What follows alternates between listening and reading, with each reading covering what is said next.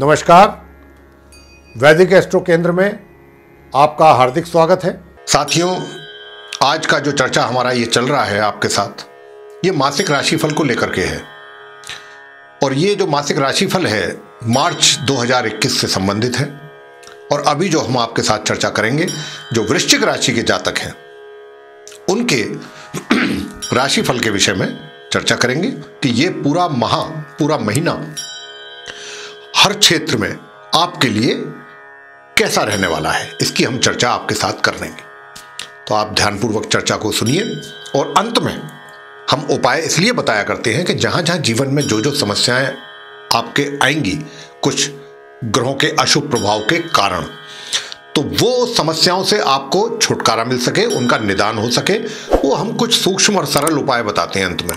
तो आप जरा ध्यान से सुने और उन उपायों को अगर आप करेंगे पूरे माह, तो निश्चित रूप से जो समस्याएं हैं जहां जहां जिन जिन क्षेत्रों में, वो आजू बाजू चली जाएंगी।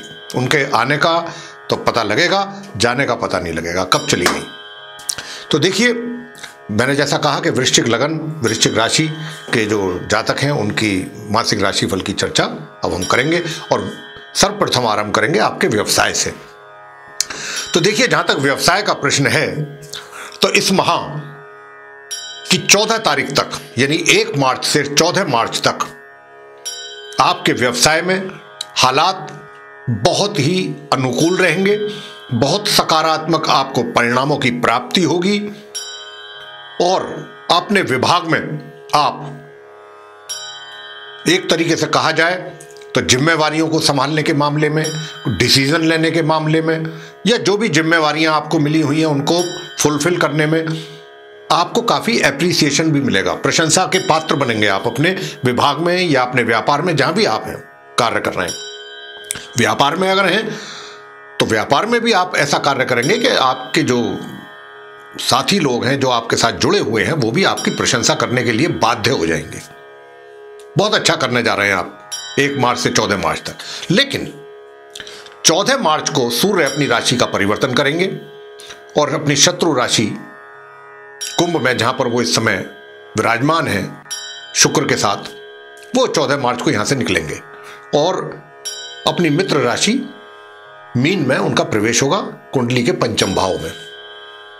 तो जब ये यहां पर आएंगे तो परिस्थितियां थोड़ी सी आपके विपरीत होंगी। 14 मार्च से 31 मार्च तक जो है परिस्थितियां जो हैं आपके यानी कि व्यवसाय से संबंधित, वो थोड़ी अनुकूल नहीं रहेंगी। थोड़ी परिस्थितियां आपसे विपरीत होंगी। उनको आपने बहुत ही आराम से, बहुत पेशेंस के साथ उनको हैंडल करना है, धैर्य के साथ।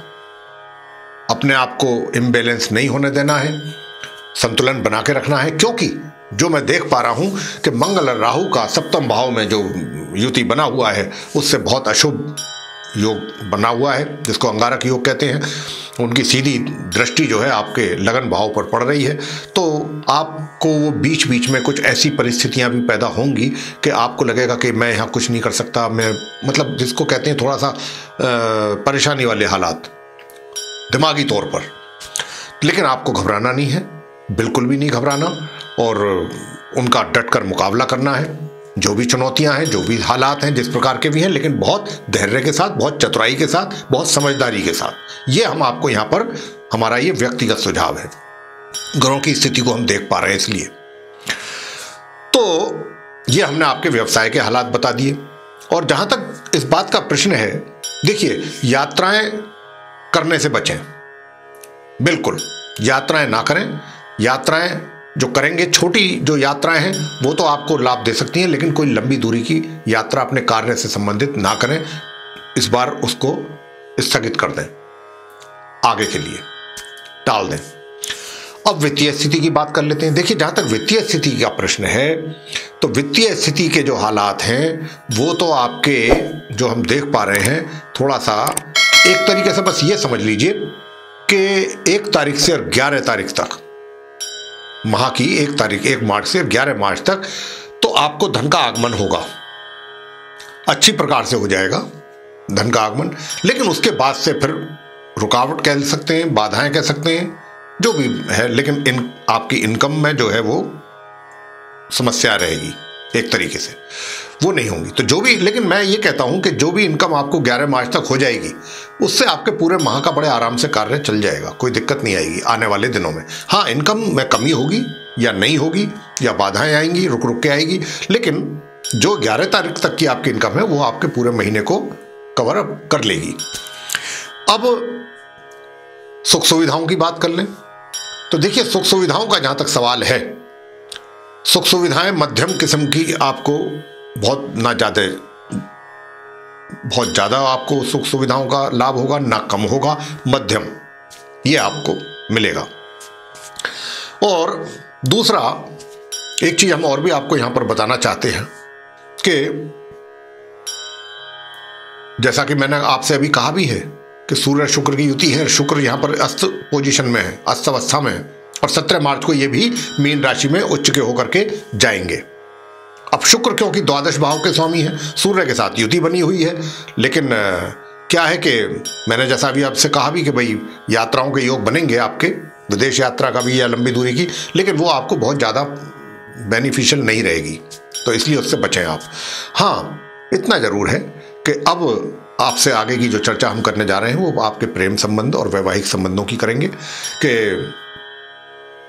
प्रेम संबंधों का जहां तक सवाल है तो ये मात्र इस महीने की 1 तारीख से 11 तारीख तक तो आपकी जो मित्रता है वो आपको लगेगा कि हाँ कुछ ठीक ठीक है, सामान्य, लेकिन उसके बाद प्रगति नहीं होती दिखाई दे रही है, क्योंकि 11 मार्च को जैसे ही बुध अपनी राशि से, ये अपनी मित्र राशि मकर से निकल करके अपनी मित्र राशि कुंभ में प्रवेश करेंगे, बस तभी से ही ये जो हालात हैं वो वहां पर एक तरीके से कह सकते हैं कि ये रुक जाएंगे और आगे प्रगति होने की फिर कोई संभावना नजर हमें नहीं आ रही है यहां पर।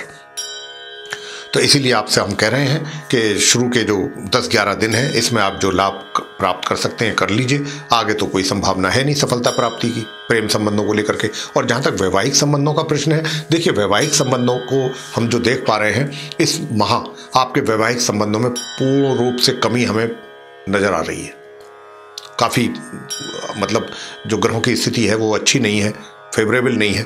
तो यहाँ पर क्या है कि हम आपको जो लास्ट में कुछ उपाय बताएंगे वो अगर वो आपने किए तो उसका निश्चित रूप से आपको अपने वैवाहिक जीवन में लाभ प्राप्त होगा।